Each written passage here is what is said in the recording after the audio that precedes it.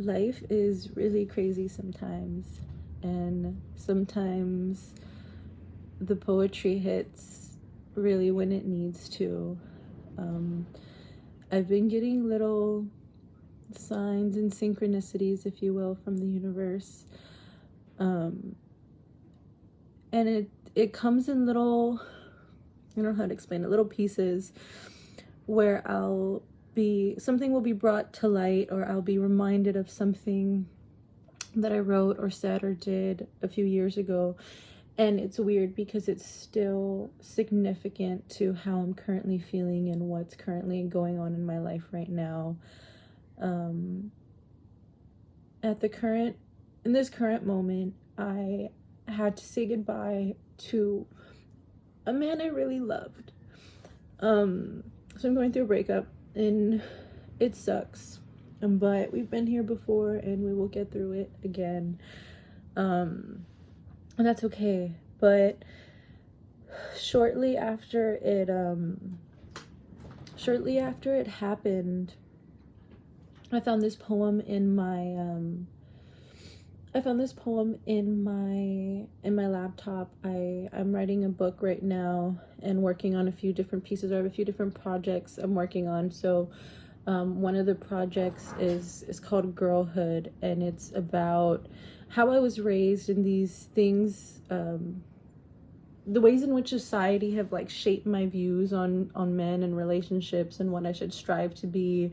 And it's always like, or even just like my family, of how I won't be successful, or I won't be accomplished until I'm a wife and a mother or have a husband. And so I wrote this poem in November 2023, and I'd like to read it.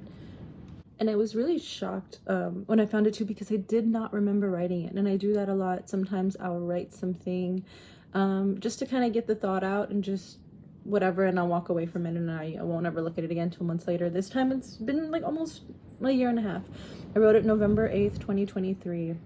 And I was a completely different version of myself then. Like, as I talked about in my last video, of like, I'm in a completely different stage in my life now versus where I was a year ago. So it's really weird, not weird, but it's just really interesting to see how the old words that I've written are still currently relevant. Like, I'm still facing these underlying issues, or still trying to overcome and get past them. So the poem goes, Romeo, save me. Save me from my destiny of not being who I'm destined to be. Only then will they be proud of me. Only then will they deem me worthy, once he comes and saves me. Save me from the mess that I am. Save me from my mom and my dad. Romeo, oh Romeo, won't you be my man? Don't you want me bad? I'll be a good wife. You'll have the best life. On the surface it will be fine, so come and save me from my life. Make me your wife so I can survive. They don't think I can do this on my own. Romeo, save me so I can have a home. A woman like me is not meant to be alone.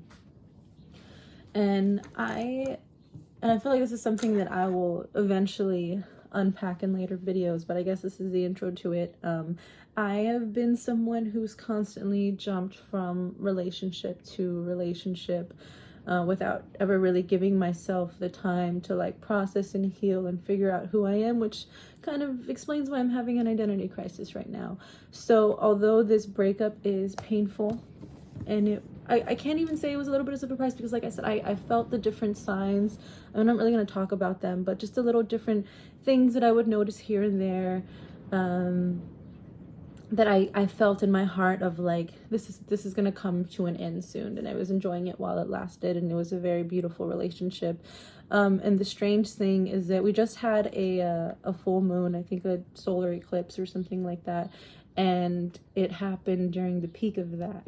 Literally the peak of the blood moon, between midnight and 2 a.m. is when we were breaking up. So I also think that is interesting. I'm a very spiritual girly, so I think that has some kind of significance. And I shared something on my private story earlier today that a friend of mine responded to. And I want to say that I feel silly sharing my poetry sometimes, especially on social media, especially to people who know me. Because most of it is sad and it's really personal, and it feels like I'm putting my business out there, and I know I have to be vulnerable to make connections, but it doesn't mean that it's not difficult and embarrassing, right?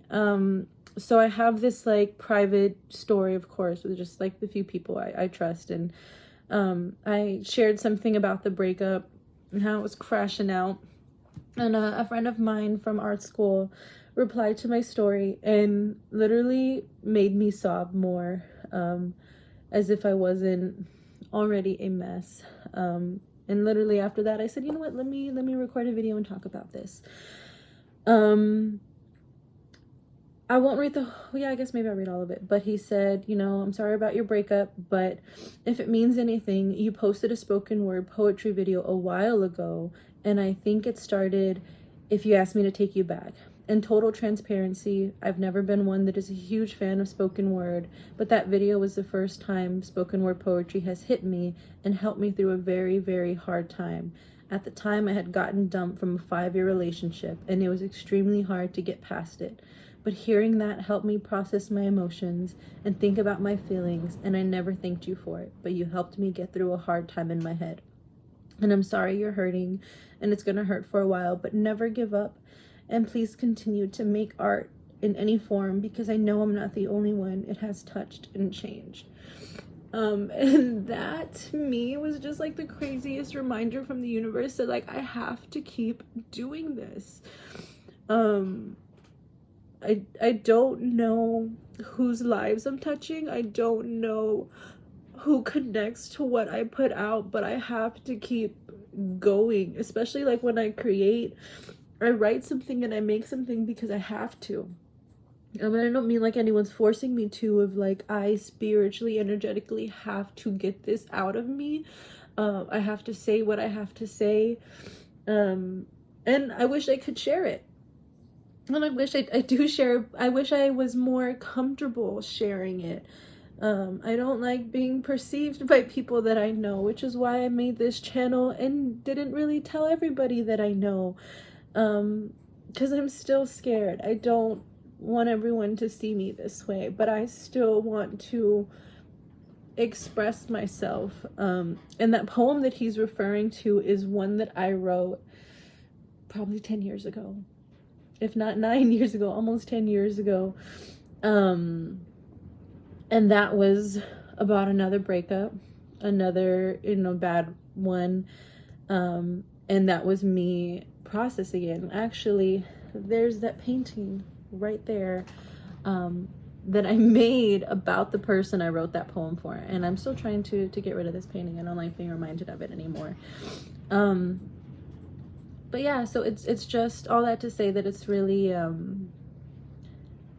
wild and crazy for me that I can kind of be experiencing this and feeling like I'm alone, feeling like I'm crashing out, or I'm a bad, terrible person because these things keep happening.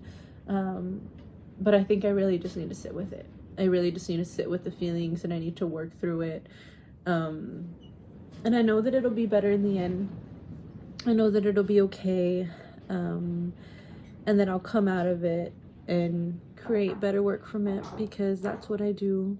I'm an artist, I'm a creator, and I create from my feelings. So thanks for watching. Okay, I wasn't going to, but I felt the need to share the other poem that my friend was referencing, that's called If You Asked. And if you asked me to take you back, I probably would. I shouldn't, not ever. I can't help but hold on to the hurt, because every time I think of you or us, all I remember is the good. I remember the jokes and the time I made you laugh until you cried. I remember the comfort and how your arms were the safest place. I'd like to believe they still are, because I haven't felt safe since. And if you asked me to take you back, I probably would. Because the truth is, I love everything about you. I love your smart-ass attitude, your gap tooth, your abnormally large hands, your bad habits, your intelligence, and everything that makes you who you are. But I can't love you anymore. Not after what you did to me. Not after how you disrespected me and my body. No, I can't love you anymore. I have to hold on to the tragedy so it's easier to let go of you. I have to hold on to the tragedy because if I don't, the only memories I have of you are all the ones that made me fall in love with life. But if you asked me to take you back, I probably would. So thanks for not asking about anything.